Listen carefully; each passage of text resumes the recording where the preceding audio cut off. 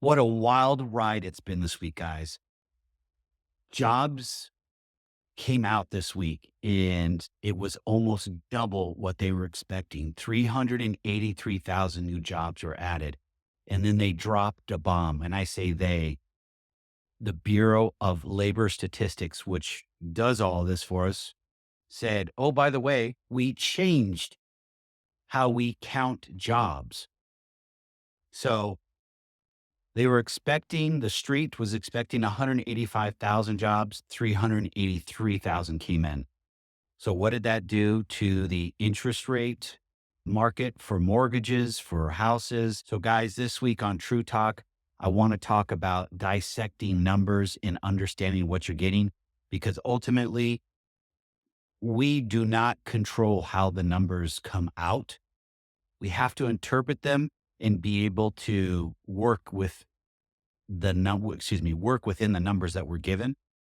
And I'll tell you this, there's going to be some type of revisions going forward for these numbers, because there's no way that we doubled the amount of jobs that they were expecting and there not be duplicates or something going on. The market went crazy and reacted to it. And then all of a sudden it's the 10-year treasury started coming back down. And I think this is really like life. We react to something so quickly and we just take right off instead of waiting, digesting it, and then trying to figure it out. And within this space, since I'm relatively new to the lending space as a loan officer, but not as working with loans, because done all my life, originating, I should say, there seems to be a lot of noise when it comes to where the market's going to go. And to be honest, I don't know where the market's going to go. I sell today's rate. So if the rate is 6.5, that's what the rate is today. I can't worry about the future or the past. And there's just a lot of people talking about what the future is going to be. And it's not a single person on this face of this earth can actually time the market. So if we can't time the market, why do we try to time our lives? And I know I'm digressing, but that's really where I want to go is we have to be better at working on our lives, being consistent, being persistent, being present when we're working on something, whether it be work or personal lives. And we struggle with that. And that is a huge struggle that we all have. I have it too every single day, trying to be present. A good example of this is when I'm sitting here working and I'm worried about emails coming in and text messages. I've just started to silence my phone so I don't worry about it, because I'll be looking at my phone every 30 seconds to see what's going on and I can't get anything done. And then I jump back, guys, and I want to talk about the market.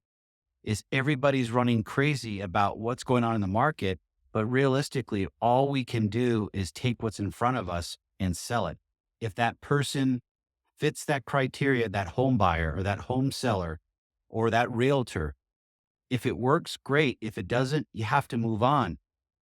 But there's so many people pricing in these cuts by the Fed later in the year. They are now saying, we initially started saying 6 starting in March. Now the March price cut is completely gone. It's like down to 20%. And now they've started to unprice the May cut. It's now was like 80 or 90%. It's now down to 70, 68, 70%. Depending on what the numbers turn out in March, I don't know if we have any rate cuts anytime soon. We are going to continue to stay at this level until we get the fear out of the system and we figure out how we're going to pay our bills. And I'm going to end on that. How are we going to pay our bills? How does the federal government pay their bills? Through the treasury auctions, 1 month, 1 year, 2 year, 5 year, 10 year, 30 year. Well, guess what? We have trillions of dollars of debt. It's at the highest level. How do you attract people to those auctions so we continue to pay the bills, keep the lights on? Have the interest rates continue to go up. If the rates don't go up, how are people going to, why would people bid on those auctions if they can't get that margin, or excuse me, that interest rate above 5%, above 6%. I don't know where that's going to go, but there's a telltale sign somewhere in there that we have to find a happy medium to make everything work. Because ultimately, if we stay in these sixes and sevens, there's no way our economy is going to continue to survive. You cannot have credit card rates in the 20s and not expect bankruptcies and defaults to go through the roof because we're spending on credit cards. We're using buy now, pay later, buy now, pay later. It doesn't work. So the system is broken. It needs to be fixed, but it has to start with interest rates. I'm not advocating for higher or lower. We have to find a sweet spot that works for the economy.